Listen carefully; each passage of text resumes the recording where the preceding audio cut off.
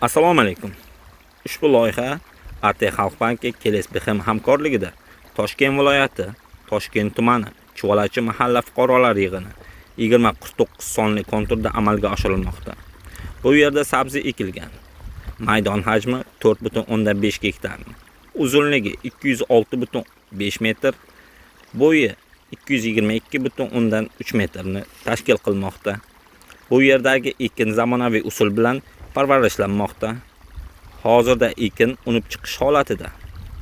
Ekinlarni yetishtirish 184 kun davom etadi.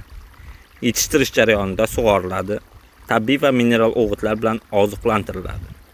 Ushbu loyiha 9 ta dehqon xo'jaligiga biriktirilgan. Har bir dehqon uchun o'rtacha 0,5 gektardan yer maydoni to'g'ri keladi.